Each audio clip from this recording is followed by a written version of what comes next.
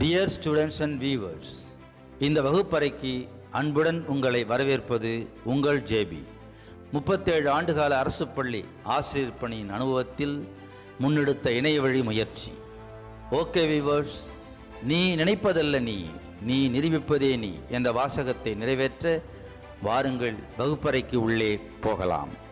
Hello my dear viewers and dear students, வணக்கம்.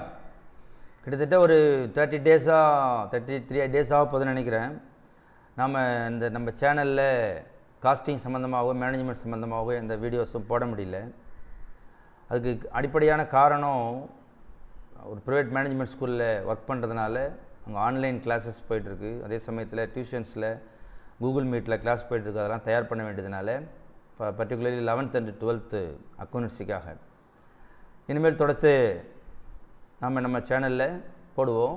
இப்போ cost அக்கௌண்டிங்கில் fundamental விஷயமான preparing cost sheet, quotation, tenders இதெல்லாம் prepare பண்ணுறதை பற்றி நாம் ஏற்கனவே பார்த்து முடிச்சிருக்கிறோம். இப்போ காஸ்டினுடைய 3 முக்கியமான எலிமெண்ட், ஒன்று மெட்டீரியல், இன்னொன்று லேபர், இன்னொன்று ஓவர் ஹெட்ஸ். இப்போ அதில் ஃபஸ்ட்டு எலிமெண்ட்டான மெட்டீரியல், இந்த மெட்டீரியல்ஸ்ன்றது தான் மூலப்பொருள் எடுத்து தமிழில் சொல்கிறாங்க. இந்த மூலப்பொருளை போட்டு தான் தொழிற்சாலைகளில் பொருள்கள் உற்பத்தி செய்யப்படுகிறது. அப்போ அந்த முதல் எலிமெண்ட்டான மெட்டீரியலை பற்றி, அந்த மெட்டீரியல் கண்ட்ரோல், அந்த மெட்டீரியல்ஸை நம்ம எப்படிலாம் பயன்படுத்தணும், எப்படி கண்ட்ரோல் பண்ணணுன்றதை பற்றி படிக்கிற சாப்டர் தான் மெட்டீரியல் கண்ட்ரோல். இந்த மெட்டீரியல் கண்ட்ரோலில் நாம் இந்த சாப்டரில், இந்த வீடியோ செஷனில் நம்ம பார்க்க போகிறது மெட்டீரியல் கண்ட்ரோலிங்கில் முக்கியமான 2 விஷயம். ஒன்று inventory turnover ratio or material turnover ratio அப்படின்னு சொல்லுவாங்க. இன்வென்ட்ரி டர்ன் ஓவர் ரேஷியோன்னா, இன்வென்ட்ரினா காஸ்ட்டில் சுருக்கமாக சொன்னால் ஸ்டாக்குன்னு சொல்லலாம், இன்வென்ட்ரி பொருள்.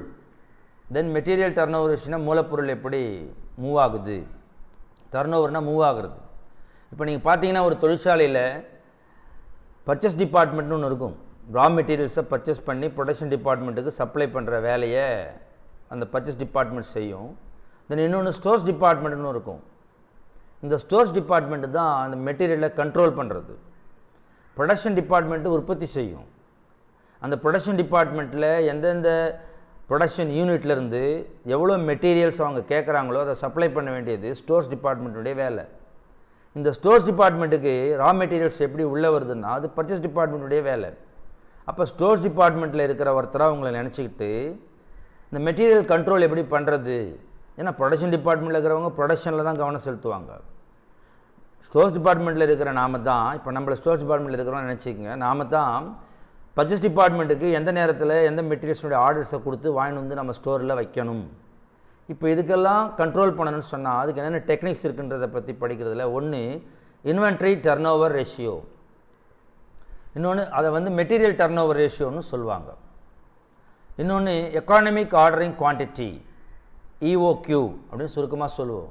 எக்கானமிக் ஆர்டரிங் குவான்டிட்டி, இதில் கணக்கு வர்றதுக்கு வாய்ப்புகள் உண்டு காஸ்டிங்கில். ஸோ இது ரெண்டுத்தையும் பற்றி நாம் இந்த செஷனில், இந்த வகுப்பில் நம்ம பார்க்கலாம். ஒன்று meaning inventory turnover ratio அப்படின்னா என்ன? காலர் defines inventory turnover ratio as a ratio which measures the number of times a firm's average inventory is sold during the year. அதாவது நம்ம அமைப்பில் நம்ம தயார் பண்ண பொருள்கள் இருக்குது இல்லைங்களா, சரக்கு, குட்ஸு, அது எத்தனை முறை ஆவரேஜ் இன்வென்ட்ரி இஸ் சோல்டு, எத்தனை டைம்ஸு ரொட்டேட் ஆகிருக்கு அப்படின்றத பற்றி தெரிஞ்சுக்கிறது. In his view the ratio is an indicator of firm's inventory management efficiency. இந்த இன்வென்ட்ரி டர்ன் ஓவர் ரேஷியோ ஒரு இண்டிகேட்டர் அந்த ஃபர்மில், அந்த அமைப்பில். அதுதான் சொல்லுது எப்படி அவங்க இன்வென்ட்ரியை, ஸ்டாக்கை எஃபிஷியண்ட்டாக மேனேஜ் பண்ணுறது அப்படின்றத பற்றி. High inventory turnover ratio indicates fast movement of material. High turnover ratio, இந்த ரேஷியோன்னு டைம்ஸில் சொல்கிறாங்க. இது எதை இண்டிகேட் பண்ணுதுன்னு சொன்னால் நம்ம சரக்கு ஃபாஸ்ட்டாக விற்கிது வெளியில் அப்படின்னா மெட்டீரியல் ஸ்டோர்ஸ்லேருந்து ப்ரொடக்ஷன் டிபார்ட்மெண்ட்டுக்கு ஃபாஸ்ட்டாக மூவ் ஆகுதுன்னு அர்த்தம். A low ratio on the other hand indicates over investment and blocking up of working capital. அப்படின்னா என்ன அர்த்தம்? ஸ்லோவாக மூவ் ஆகுதுன்னு சொன்னால் மெட்டீரியல் மேலே நம்ம போடுற பணம் இருக்குல்ல, அது தேவையில்லாமல் பிளாக் ஆகி ஒர்க்கிங் கேபிட்டலை நடைமுறை முதல்ல குறைச்சிடும். அப்போது இந்த இன்வென்ட்ரி டர்ன் ஓவர் ரேஷியோவை இந்த கண்ட்ரோலிங் ஓவர் த மெட்டீரியல் ரொம்ப முக்கியமான ஒரு டூலாக காஸ்டிங்கில் இருக்குது. ஸோ இதான் இன்வென்ட்ரி டர்ன் ஓவர் ரேஷியோனுடைய meaning. Then what is mean by EOQ? Economic ordering குவான்டிட்டினா என்ன? Economic ordering quantity is the reorder quantity which is the quantity to be economic reorder குவான்டிட்டினா நம்ம ஒவ்வொரு மெட்டீரியலுக்கும் எப்போ ஆர்டர் போட்டு வாங்கி வைக்கணும் ஸ்டோரில், அப்போ தான் அது ஸ்மூத்தாக ப்ரொடக்ஷன் டிபார்ட்மெண்ட்டுக்கு மூவ் ஆகும். அப்படின்னா சரியான நேரத்தில் சரியான அளவு அந்த மெட்டீரியல் நம்ம ஸ்டோரில் வரும்போது நாம் ஆர்டரை போட்டுடணும். அது நம்மக்கிட்ட சேர்றதுக்கும் நம்ம ப்ரொடக்ஷன் டிபார்ட்மெண்ட்டுக்கு மூவ் பண்ணுறதுக்கும் சரியாக இருக்கணும். இதை பற்றி சொல்கிறது தான் எக்கானமிக் ஆர்டரிங் குவான்டிட்டி. நாம் ஒரு ஆர்டர் போடுறோன்னு சொன்னால் அதில் எவ்வளோ அளவுக்கு நாம் ஆர்டர் போடணும். அதிகமான மெட்டீரியல்ஸ் ஆர்டர் போட்டால் நம்ம ஸ்டோரில் டம்ப் ஆகும், அப்போ நம்ம ஒர்க்கிங் கேபிட்டல் குறையும். அதே சமயத்தில் குறைவான மெட்டீரியல் ஆர்டர்ஸ் போட்டால் ப்ரொடக்ஷன் டிபார்ட்மெண்ட் கேட்கும்போது நம்ம கொடுக்க முடியாது. அப்போ எக்கானமிக் ஆர்டரிங் குவான்டிட்டி அப்படின்றத எப்படி கண்டுபிடிச்சி வைக்குது? Which is the quantity to be purchased in each time and order is placed. ஒரு ஆர்டர் நம்ம போடும்போது எவ்வளவு அளவுக்கு நாம் அந்த மெட்டீரியலை வாங்கணும் அப்படின்றது தீர்மானிக்கிறதுக்கு பேர் தான் economic ordering quantity. This an important item of inventory control to be decided. இது ஒரு முக்கியமான inventory control. Okay. EOQ depends on many factors like cost of purchasing and receiving. ஒரு ஆர்டரை போட்டு அந்த மூலப்பொருளை நாம் வாங்கிறதுக்கும் அது சேர்றதுக்கும் நார்மல் கன்சம்ஷன், நம்ம தொழிற்சாலையில் நம்ம ஃபேமில் இந்த மெட்டீரியல் நார்மலாக எவ்வளோ செலவாகுது, interest on capital, availability of storage and accommodation, அதை நம்ம பாதுகாத்து வைக்கணும் இல்லை, ஆர்டரிங் அண்டு கேரிங் காஸ்ட், இதெல்லாம் சேர்ந்து தான் அந்த எக்கானமிக் ஆர்டரிங் குவான்டிட்டியை தீர்மானிக்கிறது. ஸோ இது கான்செப்டை நீங்கள் புரிஞ்சுக்கிறதுக்கான மீனிங். இப்போ நாம் அதனுடைய ஃபார்முலாஸை பார்க்க போகிறோம். இன்வென்ட்ரி டர்ன் ஓவர் ரேஷியோ அதனுடைய ஃபார்முலா என்ன?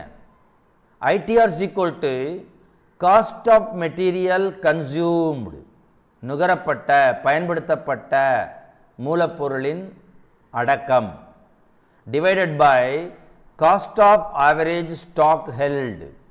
நம்ம தொழிற்சாலையில் சராசரியாக நிறுத்தப்பட்ட ஸ்டாக் மெட்டீரியலினுடைய அடக்கம் என்ன? So cost of material consumed divided by cost of average stock, இதுதான் அதனுடைய ஃபார்முலா. இந்த ஃபார்முலாவை மனப்பாடம் பண்ணி வச்சுக்கணும். இப்போ இதில் ஆவரேஜ் ஸ்டாக்னா என்ன? சராசரி சரக்கு இருப்பு என்பது opening stock of raw material plus closing stock of raw material divided by 2. இதுதான் சராசரி stock of raw material, average stock of raw material. Raw material மூலப்பொருளினுடைய ஓப்பனிங் ஸ்டாக்கையும் மூலப்பொருளுடைய க்ளோசிங் ஸ்டாக்கையும் கூட்டி அதை 2ஆல் வகுத்தா இந்த இடத்துல போடுறோம் இல்லைங்களா, டிவைடட் பைன்னு, அது கிடைக்கும். Average stock of raw material எவ்வளோன்னு கிடைக்கும். எப்பயுமே காஸ்ட்டில் ஒன்று தெரிஞ்சுங்க, ஆவரேஜ் கண்டுபிடிக்கணும்னா ஓப்பனிங்கையும் க்ளோசிங்கையும் கூட்டி 2ஆல் வகுத்துணும். Then inventory turnover ratio, inventory turnover in days அப்படின்னா நீங்கள் கண்டுபிடிக்கிற இன்வென்ட்ரி டர்ன் ஓவர் ரேஷியோ டைம்ஸில் தான் வரும். 3 times 4 times 2 times 7 timesனு அதனுடைய ஆன்சர் அப்படி தான் எழுதணும், டர்ன் ஓவர் ரேஷியோனுடைய ஆன்சரை. பட் அதையே டேஸில் கண்டுபிடிக்கணும்னு சொன்னால் ஒரு வருஷத்துக்கு எத்தனை நாளோ அல்ட்டா டேஸ் இந்த பீரியட், மந்த்தை சொல்கிறாங்களோ, குவார்டர்லின்னு சொல்கிறாங்களோ, ஆஃப் இயர்லின்னு சொல்கிறாங்களோ, ஃபார் ஆனுவல்னு எடுத்துங்களா 365 நாள் டிவைடட் பை நீங்கள் கண்டுபிடிச்சிங்களே இந்த ITR, இந்த ஃபார்முலா உபயோகப்படுத்தி அதால் அதை டிவைட் பண்ணால் டேஸில் கிடச்சிரும் ஆன்சர். ஸோ இதுதான் இன்வென்ட்ரி டர்ன் ஓவர் ரேஷியோனுடைய ஃபார்முலா, அதனுடைய விளக்கம். இப்போ நாம் இதுக்கு ஒரு எக்ஸாம்பிள் கணக்கெடுத்து அதுக்கான சொல்யூஷனை பார்க்கலாம். ஒரு illustration. The following information is relating to a material for the year ended 2018. The value of material is rupees 1 per kg. கீழ் கொடுக்கப்பட்டுள்ள விவரங்கள் ஒரு 2018ஆம் ஆண்டுக்கான மெட்டீரியல்ஸுடைய ரிலேட்டட் இன்ஃபர்மேஷனு. ஒரு kilo ₹1. Then opening stock of raw material 800 kg. Purchase of raw material 12,000 kg. Closing stock of raw material 400 kg. இந்த tape தட்டும் போது இந்த இடத்துல தப்பாயிடுச்சு. இந்த டேப் இந்த பக்கம் தட்டிருக்கணும் நான். So opening stock of raw material 800 kg, purchase of raw material 12,000 kg, closing stock of raw material 400 kg. அப்படின்னா நம்ம கொஸ்டினில் நம்ம கணக்கு போடுறதுக்கான இன்ஃபர்மேஷன்லாம் கொடுக்குறாங்க. Calculate the inventory turnover ratio or material turnover ratio and expressed in number of days the average inventory held. அதாவது inventory turnover ratio டைம்லையும் சொல்லி டேஸ்லையும் சொல்லி அப்படின்னு கேட்குறாங்க. ஸோ முதல்ல நம்ம என்ன செய்யணும், இதில் கணக்கில் முதல்ல ஃபார்முலாவை எழுதணும். inventory turnover ratio is equal to cost of material consumed divided by average value of material in stock. இப்போ இது ஒன்றுத்தையும் நம்ம டிரைவ் பண்ணணும். முதல்ல இந்த மெட்டீரியல் கன்சியூம்டை கண்டுபிடிக்கணும். மெட்டீரியல் கன்சியூம்டு எவ்வளோ? மெட்டீரியல் கன்சியூம்டை கண்டுபிடிக்கணும்னா இந்த இடத்துக்கு நம்ம கவனம் செலுத்தணும். இது என்ன சொல்லுது, ஆரம்பத்தில் இருந்த ரா மெட்டீரியலுடைய ஸ்டாக்கையும் இந்த வருஷம் வாங்கினதையும் சொல்லுது, ஆண்டு இறுதியில் இருக்கிறத சொல்லுது. ஸோ இதை வச்சு தான் இந்த வருஷம் நாம் பயன்படுத்துவது எவ்வளோ அப்படின்னு கண்டுபிடிக்க முடியும். ஃபார் எக்ஸாம்பிள் இப்போ நம்ம வீட்டில் ஒரு 2 மூட்டை அரிசி ஏற்கனவே இருக்குது. இந்த மாதத்தில் 5 மூட்டை அரிசி, ஃபேமிலி பெருசுன்னு வச்சிங்க, 5 மூட்டை அரிசி வாங்குகிறோம். அப்போ 5 + 2 7 இருக்கணும். ஆனால் அங்கே 3 மூட்டை தான் இருக்குன்னா அப்போ 4 மூட்டை நம்ம உபயோகப்படுத்திட்டோம்னு சொல்கிறோம் இல்லைங்களா? அதே மாதிரி then material consumed is equal to, அதை எப்படி கண்டுபிடிக்கலாம், opening stock of raw material plus purchase of raw material minus closing stock of raw material. இதை நம்ம எங்கேயே பார்த்துருக்குறோம், காஸ்ட் ஷீட்லேயே பார்த்துருக்குறோம். அப்போது அதன் அடிப்படையில் நாம் இந்த கணக்கில் டிரைவ் பண்ண போகிறோம். மெட்டீரியல் கன்சியூம்டு எவ்வளோன்னு கொண்டு வர போகிறோம். Opening stock of raw material 800 kg. Then purchase of raw material 12,000 kg.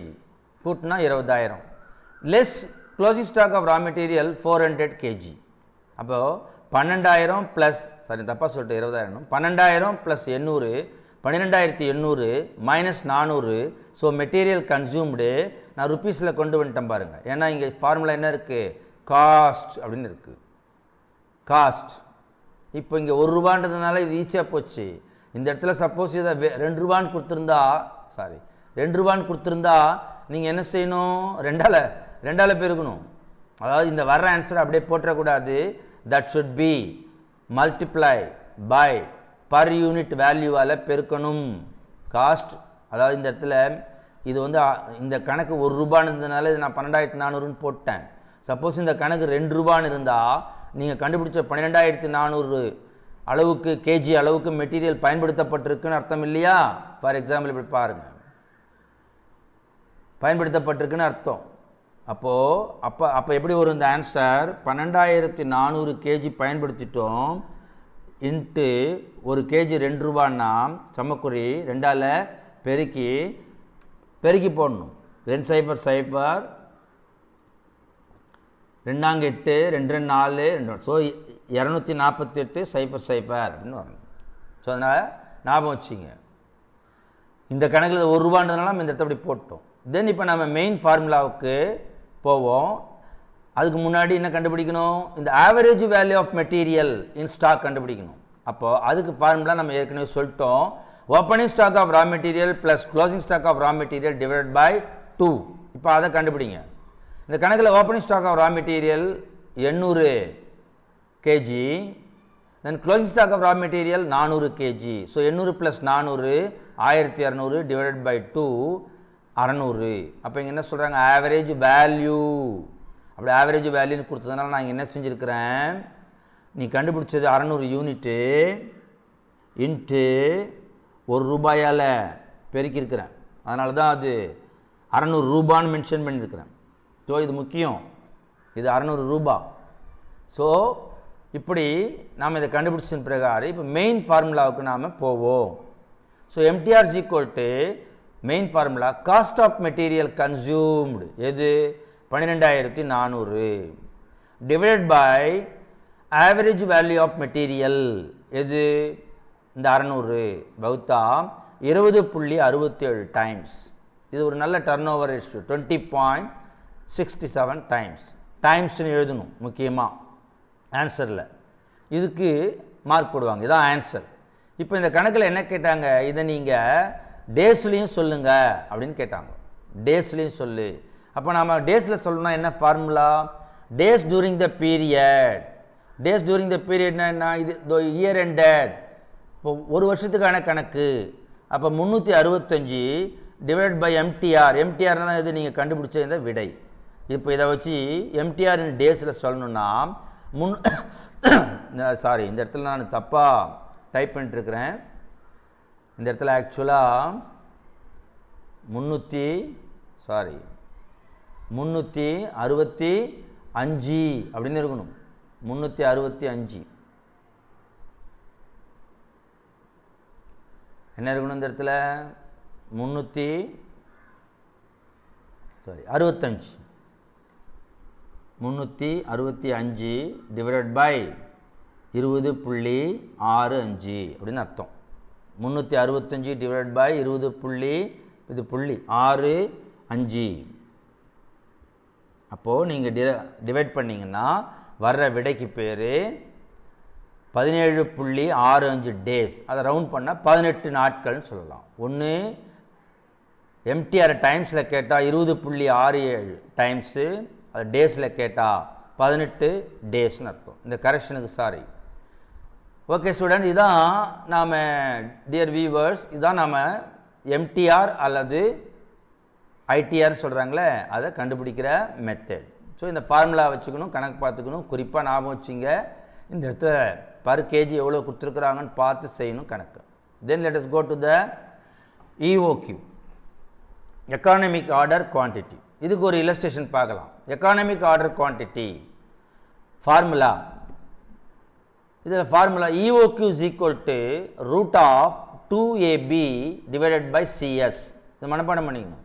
EOQ is equal to root of 2AB divided by CS. இப்போ நம்ம ஒவ்வொன்றுத்துக்கும் என்னன்னு பார்ப்போம்.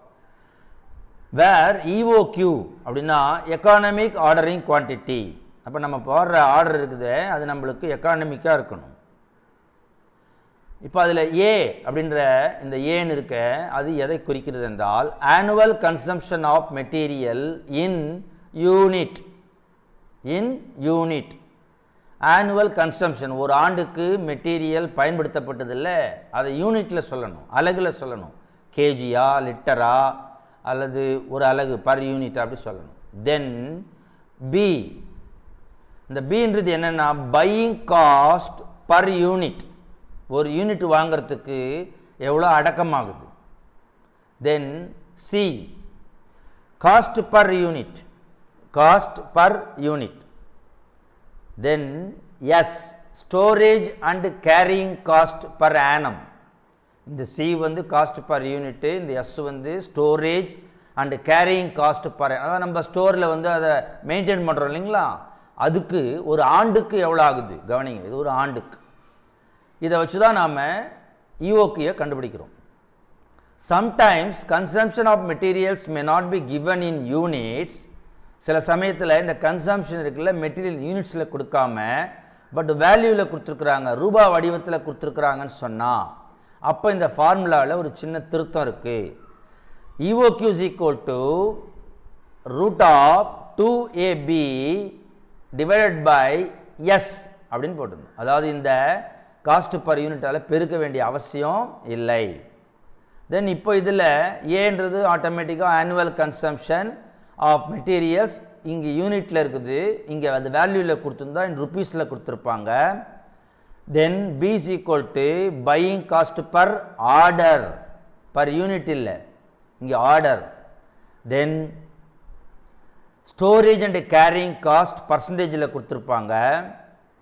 This formula will apply only when consumption of material is not given in unit. அப்போ இந்த ரெண்டுத்தையும் நீங்கள் மனப்பாடம் பண்ணி வச்சுக்கணும். root of 2ab divided by cs or root of 2ab divided by s. இப்போ இதை நாம் போட்டு பார்க்குறதுக்கு ஒரு இல்லஸ்ட்ரேஷனை பார்க்கலாம். ஒரு இல்லஸ்ட்ரேஷனை நாம் பார்ப்போம். Find out EOQ from the following particulars. Annual usage 6100 unit.